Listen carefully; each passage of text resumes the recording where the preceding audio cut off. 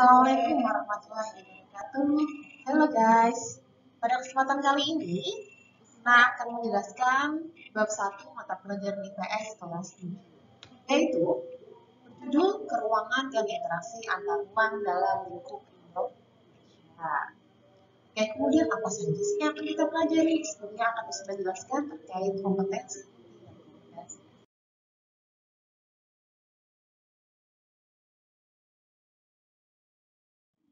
Kompetensi intinya yaitu ada dua, memahami pengetahuan faktual, konseptual, dan prosedural berdasarkan rasa ingin tahunya tentang ilmu pengetahuan, teknologi, seni budaya terkait fenomena dan kejadian tampak nyata. Dan yang kedua, coba mengelola dan menyaji dalam ranah konkret menggunakan mengurai, merangkai, memodifikasi, dan membuat. Dan ranah abstrak, menulis, membaca, menghitung, menggambar, dan mengarang sesuai dengan yang dipelajari di sekolah dan sumber lain yang sama dalam sudut pandang. Kemudian yang ada kompetensi dasar ya, di mana kita akan memahami konsep ruang, lokasi, distribusi, potensi, iklim, bentuk muka bumi, geologis, flora dan fauna, dan interaksi antar ruang di Indonesia, serta pengaruhnya terhadap kehidupan manusia dalam aspek ekonomi, sosial, budaya, dan pendidikan. Kedua, yaitu menjelaskan konsep ruang, ya, lokasi, distribusi, potensi, iklim, bentuk muka bumi, geologis, flora dan fauna, dan interaksi antar ruang di Indonesia serta pengaruhnya terhadap kehidupan manusia dalam aspek ekonomi sosial. Jadi selain kita mempelajari materi, juga kita akan melihat keadaan sebenarnya ya, yang terjadi di Indonesia, di alam kita, ya, baik dari aspek sosialnya, budaya maupun pendidikan. Kemudian di sini tujuan pembelajaran. Pastinya setiap pembelajaran kita mempunyai tujuan. Ya, sama juga ya. Ketika kalian ke sekolah, pasti kalian punya tujuan dong. Nggak mungkin kan kalian ke sekolahnya berangkat-berangkat saja. Kalian punya tujuan, yaitu ke sekolah ingin belajar nih, mendapatkan ilmu pelajaran, ya, ilmu pengetahuan. Kalian peroleh, kemudian kalian terapkan. Dan untuk matkul IPS juga ada 6 tujuan nih. Yang pertama ya, siswa dapat memahami konsep ruang melalui kegiatan mengamati video ruang dan interaksi antar ruang dalam lingkup Indonesia dengan tepat, ya. Jadi nanti kalian tuh harus dapat memahami konsepnya. Jadi ruang itu terbentuk. Apa yang dimaksud dengan ruang? Seperti apa itu ruang? Ya. Next yang kedua, siswa dapat memahami kondisi geografis Indonesia melalui kegiatan mengamati video ruang dan interaksi antar ruang dalam lingkup Indonesia secara tepat. Nah, jadi nanti kalian tuh dapat memahami kondisi geografis Indonesia. Indonesia terletak di mana nih? Gitu kan. Kemudian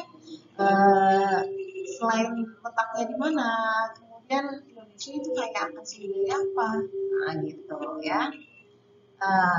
Kemudian sudah dapat memahami potensi sumber daya alam di Indonesia. Ya, potensi sumber daya alam seperti yang tadi saya sebutkan, bahwa Indonesia itu terkenal sebagai negara kepulauan, ya, dan banyak sekali pulau-nya, hutannya juga lebat. Itu terletak di garis khatulistiwa.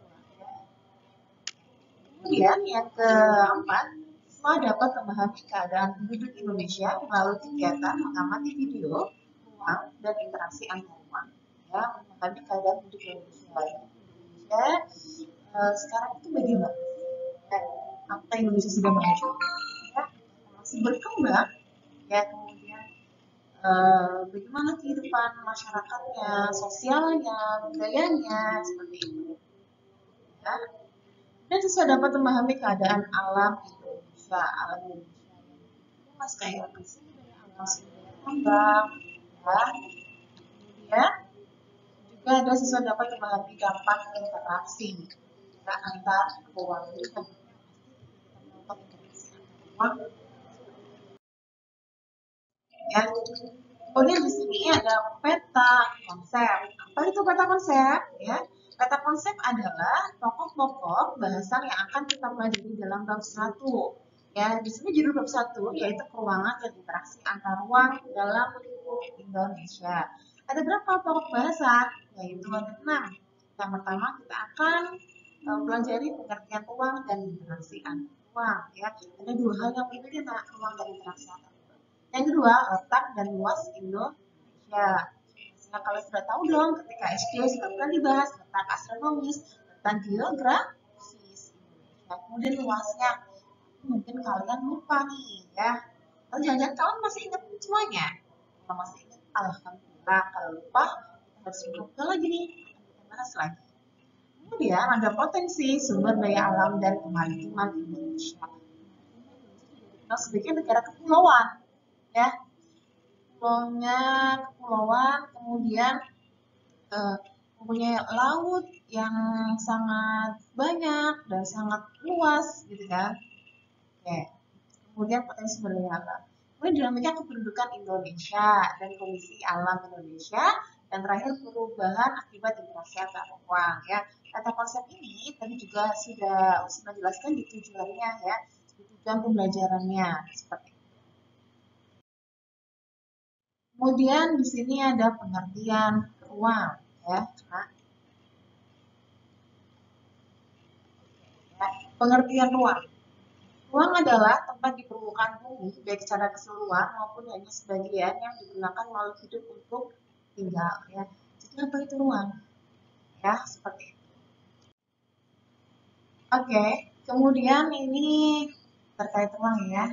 Kita jelaskan lagi ya.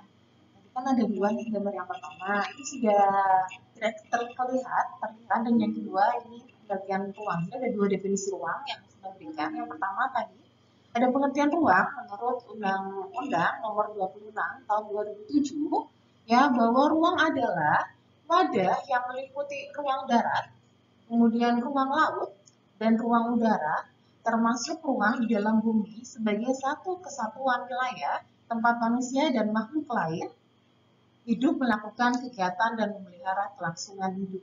Ya, jadi itu adalah ruang adalah wadah tempat meliputi apa saja, ruang daratan. Daratan ada apa saja sih nak? Ya, ada rumah, gitu kan? Kemudian ada hutan, ya. Kemudian kebun binatang juga ada, pasar, mall, kan? Ya, kemudian ruang lautan. Di lautan ada apa? Ada kehidupan tidak di lautan? Ada dong pastinya, ya kan? Kalau kalian lihat itu di TV ya atau di YouTube mungkin kalian lihat nih di dasar lautan itu ada terumbu karang, ya. Terus kemudian ada ikan-ikan, ada kehidupan di situ, ya. Kemudian juga di ruang udara, ya. Ruang udara itu seperti apa sih? Nah, atmosfer itu juga termasuk ruang udara, ya. Lapisan yang meliputi bumi. Kalau tidak ada atmosfer, ya maka ketika ada bintang jatuh ke bumi, ya, maka bumi kita akan hancur. Ya. Untung ada atmosfer gitu, sehingga bintang jatuh itu akan mengalami pengikisan hingga jatuh ke bumi itu dalam bentuk yang kecil, gitu kan. Terus kemudian dari definisi kedua, ruang adalah tempat di permukaan bumi baik secara keseluruhan maupun sebagian yang digunakan untuk makhluk hidup untuk ya. Ini disebut sebagai makhluk hidup. Yang termasuk makhluk hidup itu apa saja? Oh iya benar, manusia. Kemudian yang kedua, oke, hewan. Benar. Yang ketiga, bukan. Oke ya. Itu adalah makhluk hidup. Jadi kalau kalian pikir, berarti yang ada manusianya. Ops, salah nih. Ruang itu ada tempat yang ditinggali ya oleh makhluk hidup. Ya, iya. Hewan, iya. Tumbuhan, iya. Berarti hutan termasuk ruang nggak menurut kalian? Enggak. Masa sih? Ada makhluk hidupnya nggak di hutan? Ada kan? Tadi ada tumbuhan kan? Hewan juga. Berarti hutan termasuk ruang. Oke, next. Mana yang termasuk ruang? Ya, ada gambar yang pertama yaitu ikan di dasar laut. Kemudian ada ruang. Ruang apa? Tidur ya atau kamar. Kemudian ini ada mall, ada sawah, pasar, ikan badut dan anemo laut, ruang kelas, hutan, kebun binatang, pesawat terbang di udara, dan berlibur pantai ya. Oke, dan pantai. Menurut kalian nih, mana yang termasuk ruang? Ini adalah tugas nomor 1. Ya, dari kalian menulis nih dari gambar-gambar tersebut yang minimal ya 5 gambar, kalian harus pilih 5 gambar ini yang termasuk ruang hitungannya saja. Kemudian kita akan beralih ke interaksi antar ruang. Oke ya. Interaksi adalah hubungan timbal balik saling mempengaruhi atau berhubungan. Ya, mungkin dulu kalian sudah pelajari interaksi sosial, hubungan timbal balik antara dua orang atau lebih, gitu kan, yang saling mempengaruhi. Seperti itu ya. Tapi di sini kita yang akan pelajari yaitu interaksi antar ruang. Interaksi sama artinya hubungan timbal balik. Ada sebuah pengaruh nih antara satu dengan yang lain. Hubungan yang dimaksud dengan interaksi. Kemudian interaksi antar ruang, satu cara mengelola ruang-ruang berdasarkan potensi juga permasalahan dan keterkaitan suatu ruang dan ruang lain. Jadi antara satu ruang dengan ruang lain itu saling berkaitan, nah, ada hubungannya ya. Jadi ruang satu itu punya potensi sumber daya, contohnya sayuran nih ya. Uh, Ruang A itu memproduksi sayuran nih, potensi sayurannya, wortelnya itu bagus tinggi ya. Sedangkan ruang B itu telur, gitu kan. Jadi nggak bisa produksi sayuran. Maka ruang B ya akan membeli sayuran di ruang A. Sebaliknya, ruang A juga akan membeli telur di ruang B, gitu kan. Seperti itu. Itu adalah saling keterkaitan ya antara satu ruang dengan yang ruang lain. Kemudian bisa juga disebut dengan pergerakan orang, barang, atau informasi dari daerah asal menuju daerah tujuan atau dari satu daerah ke daerah lain. Jadi interaksi antar ruang juga bisa pergerakan orang. Jadi kalau kita pindah nih dari satu tempat ke tempat lain, itu juga interaksi. Nah, contohnya nih, Usina itu tinggalnya di Tegal. Dan Usina mau liburan ke Bali. Dari Tegal, ya Jawa Tengah, Usina ke Bali nih. Ya, Bali luar pulau kan, itu ada pergerakan nggak, perpindahan nggak? Ada. Dan dari Tegal menuju ke Bali, itu juga disebut dengan interaksi antar ruang, ada perpindahan tempat. Kemudian barang nih, ya barang juga nih, ya nak. Tapi yang gini, di Jakarta itu memproduksi motor, ya sebutlah motor Honda. Kemudian saya lihat kan di Kalimantan, di Papua, itu bisa menggunakan motor Honda. Tapi tidak ada pabrik di sana. Kalian bagaimana caranya? Iya, apa? Pikirin. Iya bener banget nih. Menggunakan pengiriman melalui apa? Bisa melalui pesawat atau melalui kapal. Karena ya ada pergerakan. Siapa yang bergerak? Yaitu barang. Barang yang dari Jakarta kemudian diantar nih, ya menggunakan pesawat sebutlah ya, menggunakan pesawat ke Kalimantan. Barangnya itu bergerak nih dari Jakarta ke Kalimantan. Itu juga pergerakan ya, interaksi antar ruang. Dan informasi dari daerah asal menuju daerah tujuan atau dari suatu daerah ke daerah lain ya. Informasi ya. Kita tahu bahwa sekarang pandemi COVID-19 sedang menyerang dunia nih ya. Kalian tahu nggak dari mana asalnya COVID-19 itu? Dari Cina? Iya benar. Cina di mana tepatnya? Oke, Cina di Wuhan ya. Kita tahu dari mana nih kalau di Cina itu ada COVID-19? Tahu dari mana kalian? Dari berita kan? Iya, informasi. Tanpa kita datang ke Cina, ke Wuhan, kita tahu dengan cara kita mengakses saja nih dengan handphone, akses berita, atau kalian cek di YouTube, atau kalian nonton TV, ya kan? Itu juga perpindahan informasi dari satu negara ke negara lain, daerah ke daerah lain, seperti itu ya, Nak, ya. Jadi mudah banget dipahami kalau interaksi antar orang itu pergerakan. Siapa yang bergerak? Orang, barang ya, atau informasi dari daerah asal menuju daerah lain atau sebaliknya. Seperti itu ya. Kemudian next, pastinya kalian paham ruang dan interaksi antar ruang. Kemudian syarat terjadinya interaksi antar ruang. Ya, nah sebelumnya kalian lihat nih ya di pojok kiri itu ada foto ya, foto dari sosok yang sangat terkenal sekali ya, beliau adalah Edward L. Olmert. Siapa beliau? Ya, beliau adalah ahli geografi dari US. Karena ya, beliau itu mengatakan bahwa syarat terjadinya interaksi sosial yaitu ada tiga.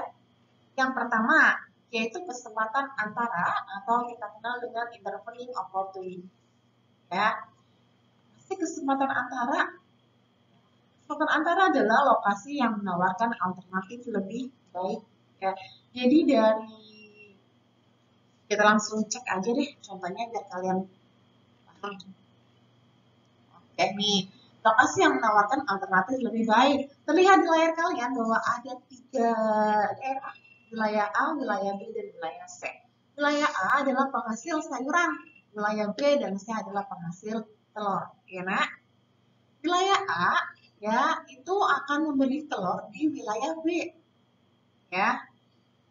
Jaraknya 10 km. Kemudian ternyata ya di wilayah B itu wilayah A itu mengetahui bahwa ada wilayah yang lebih dekat nih, wilayah C penghasil telur juga dan lebih dekat kan 5 km jaraknya, otomatis harganya lebih murah juga nak. Gitu. Menurut kamu nih ya, wilayah A akan membeli sayur di mana? Iya ya. Jadi tadi akhirnya wilayah A akan membeli telur di mana? Yaitu akan membeli telur di wilayah C. Ya. Ini di sini terlihat sekali, nah, ada sebuah alternatif ya lokasi yang membuat wilayah A membeli telur di wilayah C. Contoh lagi nih, Mak, ya. Tegal itu adalah penghasil ikan. Kemudian Brebes adalah penghasil telur asin. Ya. Terus kemudian Cirebon adalah penghasil telur asin. Ya. Tegal belum tahu nih kalau di Brebes itu menghasilkan telur asin. Dia akan belinya di Cirebon. Seperti itu kan. Jaraknya kan jauh ya. Dibeli situ otomatis harganya kan mahal karena jaraknya jauh, ada uang bensin juga, belum telurnya dihitung itu utangnya banyak nih. Kemudian ternyata yang Tegal itu mengetahui nih bahwa wah ada nih daerah Brebes yang mempunyai penghasil telur dengan kualitas bagus. Dan ternyata ketika dicek wah telurnya kualitasnya bagus nih dan jaraknya lebih dekat, ya harganya murah pula. Akhirnya wilayah akan memberi telur di wilayah C. Seperti itu. Itu ada alternatif daerah nih, daerah yang memberikan solusi, wah lebih murah nih, lebih bagus nih akhirnya beli. Itu yang disebut dengan kesempatan antara. Ya. Next, kemudian saling melengkapi atau komplementari, yaitu wilayah yang saling melengkapi akibat perbedaan komoditas yang dihasilkan. Saling melengkapi berarti itu kan saling membutuhkan lah ya. Kalian tahu lah pastilah antara wilayah satu dengan wilayah lain saling membutuhkan. Lihat banget Tegal penghasil ikan. Nah surplus itu adalah kelebihan menghasilkan ya, dan Pemalang surplus batik. Ya, Tegal penghasil ikan, Pemalang penghasil batik ya. Orang-orang Tegal kalau mau membeli batik maka dia akan pergi ke Pemalang. Sebaliknya orang Pemalang atau penjual-penjual Pemalang ketika membutuhkan ikan maka dia akan membeli di Tegal. Itu kan saling melengkapi, saling membutuhkan. Itu contohnya ya nak ya. Kemudian yang tiga ada kemudahan transfer ability, yaitu biaya yang harus dikeluarkan dalam mengirim ya barang. Contohnya ada Tegal surplus ikan ya, kemudian Pemalang surplus batik ya. Ini kelihatan di sini ya nak ya. Ini bukan panah tapi Musina buatkan bahwa ini adalah jalan. Ketika akses jalan Tegal menuju Pemalang di sini, depan gambarnya ya. Pemalang di sini jalannya rusak, maka tidak bisa terjadi karena ya. Tidak bisa orang Tegal menjualkan ikannya, orang Pemalang menjualkan batiknya, tidak bisa, maka akan terhambat di sini. Ya, maka penghasilannya akan berkurang. Ya, bagaimana caranya agar bisa berjualan? Maka Tegal harus mencari jalan lain, itu lebih jauh dari jalan yang biasa digunakan. Otomatis biayanya akan semakin banyak. Seperti itu ya. Kemudian next, kalau dulu kita itu mau mengirimkan uang kan bisa banget ya kita menggunakan pos gitu kan, dan nggak bisa langsung sehari atau bahkan semenit atau sedetik nggak bisa kan ya, atau sejam nggak bisa kan, itu bisa pakai hari-hari kan. Oke, kalau sekarang kita tinggal gampang banget pak, tinggal kalau kita mau transfer kita buka HP aja langsung, Kita cari banking, contohnya BRI, kita masukkan ini, ya 1 menit aja nggak, 1 menit sudah terkirim uang yang kita kirim. Ya, juga dimaksud dengan kemudahan transfer. Kemudian mana yang termasuk interaksi antar ruang? Ini adalah tugas kedua untuk kalian. Mana yang termasuk interaksi antar ruang? Ada gambar 1 yaitu pelabuhan. Gambar 2 yaitu ada pengiriman barang ya. Juga ada pasar nih, jual beli sayur. Kemudian ada pengiriman barang lagi nih, di sini malah lebih kompleks ya. Ada menggunakan pesawat, kemudian kapal, mobil, truk, gitu. Lalu di sini ada pendakian gunung ya. Ya ini juga ada juga pengiriman barang. Kemudian makan nih, ya. Makan apa itu kayaknya tuh? Kemudian ada berlibur kembali, naikkan gunung lagi. Dan berita nih, berita status lockdown, sejumlah pasien sembuh di Wuhan kembali positif COVID-19. Nah, ini lagi ya, oke. Kemudian yang terakhir itu gambarnya tidur ya nak. Itu kesan kedua nih, mana yang termasuk interaksi antar rumah. Tapi next nak, sebenarnya tadi ada kelupaan bahwa tugas ketiga yaitu kalian membuat contoh dari syarat interaksi antar ruang. Ada 3 nih, kesempatan antara, kemudian saling melengkapi dan kemudian transfer. Ya, untuk kelas A dan kelas B kalian membuat 1 contoh. Membuat 2 contoh. Sedangkan untuk kelas C, D, E, F, G dan H membuat 1 contoh. Ya, jadi kesempatan antara 1, saling melengkapi 1, kemudian transfer 1. Tapi kalau kelas A dan B itu ada 2. Ya, berarti ini adalah tugas ketiga. Apa yang terlihat dari gambar ini? Ya, menurut kalian apa? Ya, ini adalah gambar peta Indonesia dengan 34 provinsi. Kalau kelihatan dari layar kalian mungkin warna-warni ya. Daerah di kota di Indonesia ya. Cara petanya seperti ini ya. Jadi apa yang terlihat di layar kalian? Selain peta Indonesia pastinya daerah warna-warni itu doang nih. Ada lagi dong pastinya. Oke. Hah? Ada simbol Garudanya? Oke. Terus bendera? Iya, bener ada juga di situ. Itu doang nih. Gak kelihatan lagi itu ada apa lagi garis-garis. Oh iya, garis-garis.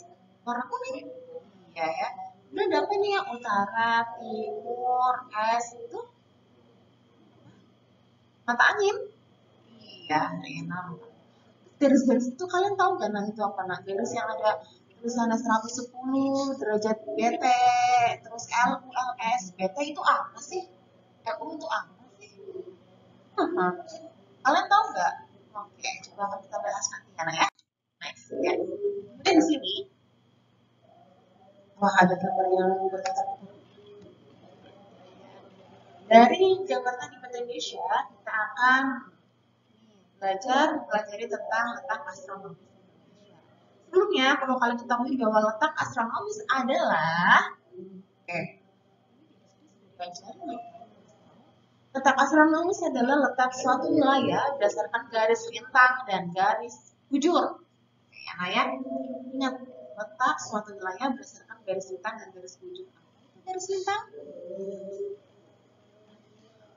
garis lintang adalah garis hayal yang digunakan untuk menentukan posisi bumi terhadap garis khatulistiwa utara atau selatan. Oke.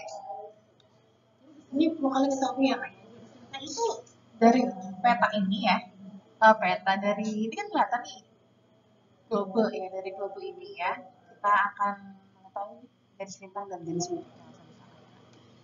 Sekali lagi ya, garis hayal yang digunakan untuk menentukan posisi di bumi terhadap garis khatulistiwa utara atau selatan. Garis khatulistiwa mana nih? Kelihatan ya ini ya, yang hitam tebal ini 0 derajat. Garis khatulistiwa adalah garis lintang 0 derajat. Ya, ini vertikal atau horizontal lah? Vertikal, benar ya. Yang vertikal ini atau lurus kayak gini ya, itu adalah garis lintang. Selain ini juga yang biru ini juga garis lintang, nak. Oke, terus yang ini juga garis lintang 30 derajat ya. Ini juga garis lintang, ini garis lintang 60 derajat. Yang di bawah gimana? Garis lintang juga, nak. Ini juga garis lintang nih. Garis lintang, garis lintang, garis lintang ya. Utara atau selatan, gitu ya, nak ya. Oke, ini adalah garis lintang 0 derajatnya yaitu garis khatulistiwa. Kemudian garis bujur nih. Garis hayal yang ditarik dari kutub utara hingga kutub selatan untuk menentukan lokasi di bumi pada globe atau peta. Dari kutub utara ke kutub selatan. Oke, ini kelihatan ya, nak ya. Utara nih, ini juga utara di sini sama. Selatan. Dari kutub utara ditarik ke kutub selatan. Dari ini, ya biru ini, tarik muter ke sini, ya ke selatan. Sama juga ini juga tarik ke selatan, sama nih, ya. Oke, ini ke bawah sini juga. Oke. Ada yang mengatakan nih, garis lintang itu garis vertikal. Masa sih? Salah dong, nak. Yang benar garis lintang itu ya itu yang horizontal, yang lurus. Paham ini? Horizontal itu kan yang lurus, vertikal itu yang atas. Jadi kalau garis bujur itu vertikal, maka garis lintang itu yang horizontal, ya. Di atas ke bawah nih tariknya itu ya garis bujur. Ya, kemudian nah kalau garis bujur 0 derajat itu disebut garis apa? Meridian. Ya, nah ya, garis meridian.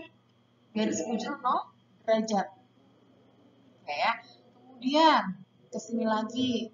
Oke ya, ditarik lagi dari kutub utara ke kutub selatan. Ini adalah garis bujur dan ini adalah garis lintang. Ada soal dari usinan ya. Garis lintang 0 derajat disebut dengan garis, kalian jawab? Khatulistiwa. Garis bujur 0 derajat disebut dengan garis meridian. Jangan sampai salah. Next. Kemudian soal selanjutnya nomor 4. Sudah tambah satu lagi ya, nak ya. Soal nomor 4 di sini mana yang termasuk garis lintang dan garis bujur? Karena kalian lihat nih. Mana yang termasuk garis lintang dan garis bujur? Kalian tulis di sini.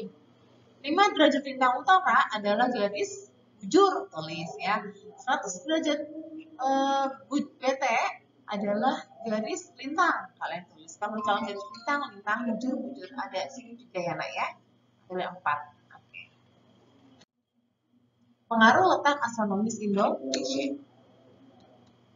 Lantas ya, garis lintang dan garis bujur Indonesia itu apa? Garis lintang 6 derajat lintang utara sampai 11 derajat lintang selatan dan garis bujur 95 derajat bujur timur sampai 141 bujur. Jangan sampai salah, nak. L itu lintang ya. Lintang U itu utara. L juga lintang, S yaitu selatan. Kan ya?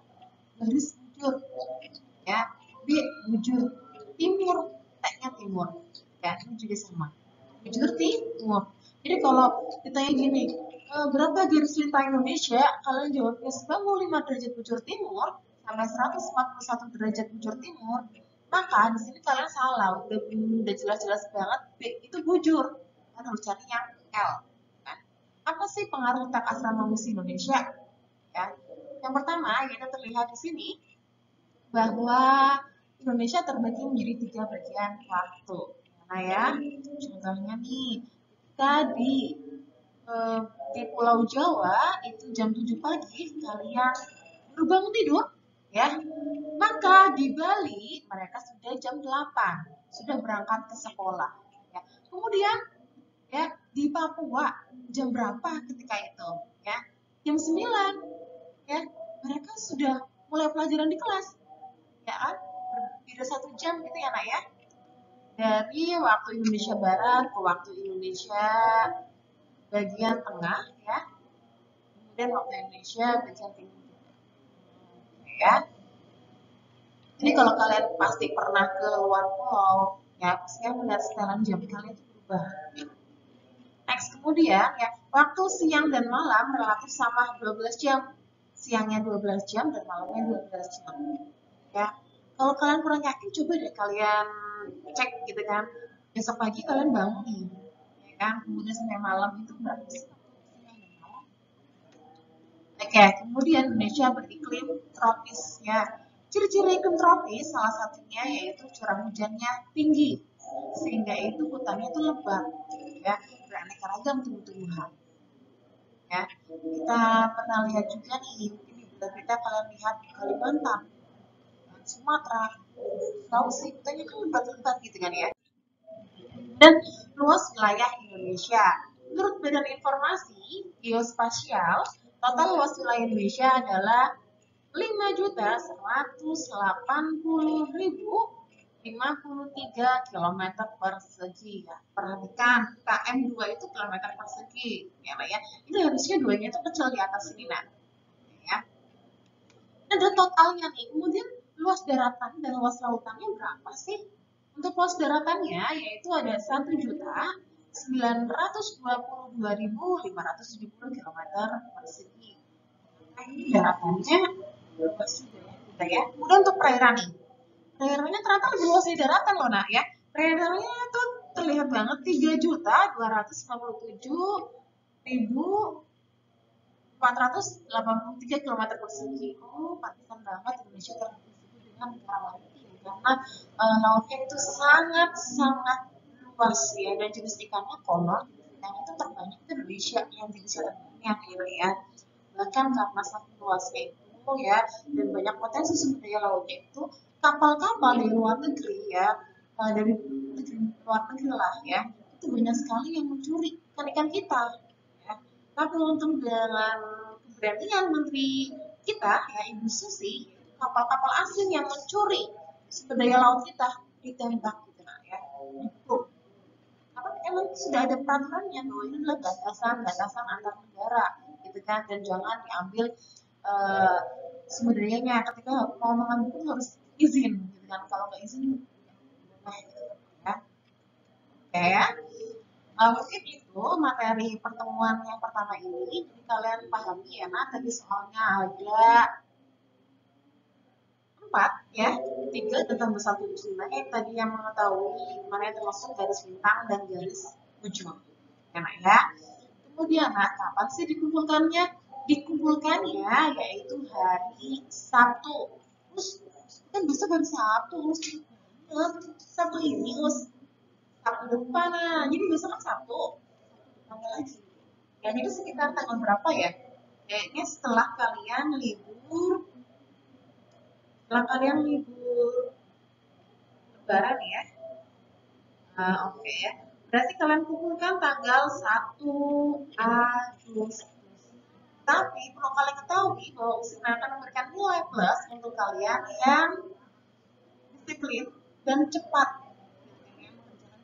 Tolong dong, jangan asal-asalan ya. Kerjakan dengan sebaik mungkin dan pastikan jawaban kalian benar. Gimana ngerjainnya? Usina nggak mau kalian kerjainnya itu di kolom komentar gitu kan, atau kalian kemarin Usina sempat mengatakan dikerjakan menggunakan PDF atau Word gitu kan, atau di kolom komentar, tapi Usina ralat deh ya, jadinya kalian kerjakan di buku tulis kalian ya, buku tulis kalian kerjakan, itu kalian tulis, kemudian nanti kalian foto ya. Untuk PS kalian cukup satu aja ya, itu kalian tulis dan pastikan kalian juga mempunyai buku tambahan atau buku referensi lainnya agar belajarnya lebih mudah. Dan kalian jangan lihat di Google untuk menjawab pertanyaan.